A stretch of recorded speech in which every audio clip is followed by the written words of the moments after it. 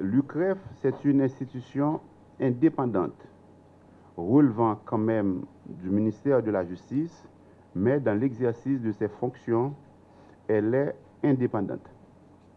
Le Premier ministre, dans sa mission sacro-sainte, qui est non seulement de voir Haïti sortir de la liste grise, mais également de donner une nouvelle orientation à sa politique pénale en ce qui a trait aux engagements pris par devant la communauté internationale. En fait, dans quelques jours, Haïti devra participer une fois de plus à une réunion organisée par le groupe international de financement connu sous le nom de GAFI. Sa détermination à conserver son rang au sein des pays répondant aux exigences des normes et conformités imposées par la communauté internationale. Le Premier ministre Ariel Henry demeure très sensible à toutes les démarches visant à assurer le bon fonctionnement du système financier haïtien. Au regard de nos partenaires régionaux et internationaux, il n'a de cesse de convier les organisations concernées, notamment ceux relevant de mon ministère, à veiller avec une attention soutenue les activités qui risquent d'affecter la confiance dont Haïti est revêtue. C'est dans cette perspective qu'il revient à l'UCREF de se munir des outils technologiques de dépistage des opérations financières douteuses et des moyens légaux de saisie des biens provenant d'activités illicites en vue de les restreindre à défaut de les éradiquer. C'est donc avec une grande appréciation que je supporte de toute mon autorité, au nom du Premier ministre Ariel Henry, la signature des 2 protocoles que nous aurons à parapher. Celui portant sur le support de la Banque centrale, mais particulièrement précieux car il est appelé à définir le cadre d'une coopération interinstitutionnelle devant faciliter la détection et la prévention du blanchiment des avoirs et l'identification de ceux qui s'y adonnent. Le second protocole porte sur le renforcement des relations entre l'UCREF et le Bureau des affaires financières économiques, dont sa mission est d'assurer la poursuite des auteurs, co-auteurs et complices des malversations financières mettant à mal le système bancaire haïtien. C'est un honneur pour moi de procéder à la signature du protocole d'accord de coopération et d'échange d'informations autour du flux financier de blanchiment d'argent. L'unité centrale de renseignement financier a été créée en 2001 dans le souci de contrôler le flux d'argent provenant du trafic illicite de la drogue et d'autres infractions graves dans le système financier du pays. Depuis lors, l'État haïtien, par l'intermédiaire de cet organisme, lutte contre les criminels financiers. En novembre 2013, le Parlement haïtien a voté la loi sanctionnant le blanchiment de capitaux et le financement du terrorisme. Le 25 mai 2017 a pris naissance la loi sur l'organisation et le fonctionnement de l'UCREF.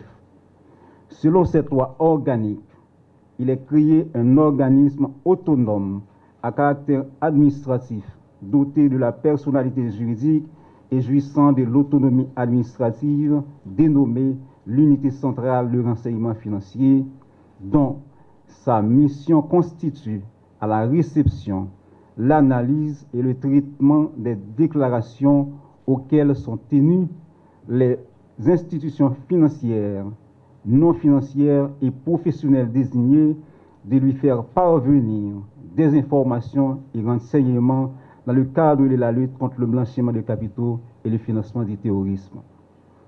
Mesdames, Messieurs, au regard de cette loi, l'UCREF a un ensemble d'attributions pour lesquelles elle aura besoin d'un appui technique afin d'arriver à leur implémentation. Nous pouvons citer entre autres effectuer des études périodiques sur l'évolution des techniques utilisées aux fins de blanchiment de capitaux et du financement du terrorisme au niveau du territoire national. Développer des campagnes d'éducation civique sur les conséquences économiques, politiques et sociales qu'entraîne le blanchiment de capitaux et le financement du terrorisme. Émettre des avis sur la politique nationale en matière de blanchiment de capitaux et du financement du terrorisme. À ce titre, elle propose toute réforme nécessaire au renforcement de la lutte. Échanger avec les institutions nationales et internationales, proposer au gouvernement toute réforme législative, réglementaire ou administrative nécessaire en vue de lutter contre le blanchiment de capitaux ou du financement du terrorisme. Elle aura besoin aussi de la collaboration d'autres institutions publiques pour être plus performante dans ces opérations. Au regard des attributions dévolues à l'unité centrale de renseignement financier, il est impérieux de renforcer sa structure institutionnelle afin de lui permettre d'agir efficacement et d'atteindre ses objectifs. La loi permet à l'UCREF d'échanger des renseignements avec d'autres unités d'intelligence financière de l'étranger, moyennant les mêmes obligations de confidentialité. Selon la disposition de l'article 27 de la loi de 2017, l'UCREF peut, sous réserve de réciprocité, échanger des informations avec des services étrangers chargés de recevoir des déclarations de soupçons lorsque ceux-ci sont soumis aux obligations de secret analogues et quelle que soit la nature de ces services. À cet effet, elle peut conclure des accords de coopération avec ces services. L'article 45 de la loi de novembre 2013 dispose que les agents de l'UCREF sont tenus au secret professionnel sous réserve des peines prévues à l'article 323 du Code pénal. Cela nous montre le rôle de la confidentialité et du secret professionnel dans le travail que l'UCREF est appelé à accomplir. En général, dans les autres pays, vous allez souvent entendre parler de FIU, Financial Intelligence Unit. Donc, l'UCREF, c'est en fait un service d'intelligence financière au niveau d'un pays. Et au niveau d'Haïti, l'UCREF joue ce rôle. L'UCREF est appelé à recevoir et à analyser des informations financières. Et à cet effet, au niveau international, le groupe d'action financière GAFI, le ministre de la Justice vient d'en parler, de sa dernière réunion. En fait, le groupe d'action financière GAFI, à travers la recommandation 29 relative aux cellules de renseignement financier, demande que ces dernières puissent avoir en tout temps accès et en temps opportun à des informations financières et administratives nécessaires pour exercer correctement leurs fonctions. Donc, fort de cela, la signature du protocole ce matin, c'est un protocole de coopération et d'échange d'informations entre la BRH et l'UCREF et se base non seulement sur les normes internationales, mais également sur les dispositions de l'article 28 de la loi organique de l'UCREF qui spécifie que celle-ci peut échanger des renseignements avec les autorités chargées de l'application de sanctions disciplinaires. La BRH, dans sa mission de régulateur et de surveillance du système financier, est appelée à faire respecter scrupuleusement les lois relatives à la lutte contre le blanchiment des capitaux et le financement du terrorisme, mais aussi à sanctionner les institutions financières qui seraient en violation de la loi et des règlements émis par elle.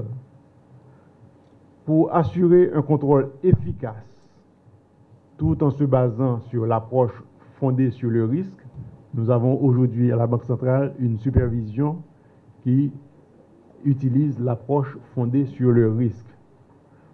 La BRH est en train de renforcer ses outils de surveillance en mettant l'accent sur la coopération entre les acteurs appelés à prévenir et à réprimer le blanchiment des capitaux et le financement du terrorisme.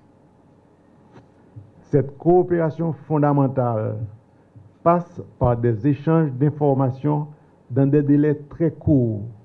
Et quand on dit très court, ça veut dire des délais presque à temps immédiat, de manière immédiate. Donc, cette coopération passe par des échanges d'informations dans des délais très courts et a pour objectif notamment de permettre à l'UCREF de remplir sa mission de manière efficiente.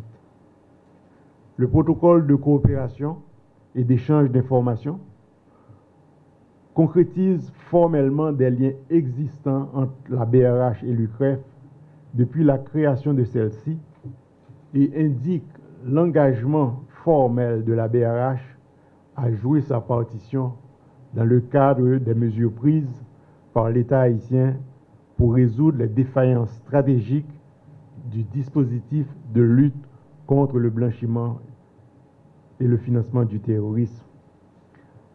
En fait, l'évaluation de 2018 qui a été faite pour Haïti a montré toute une série de risques auxquels nous devons donner des réponses. Et ce protocole vient en réponse à cette constatation qui a été faite lors de l'évaluation de 2018. La signature du protocole de ce matin intervient aussi dans le cadre des actions à entreprendre pour sortir Haïti de la liste grise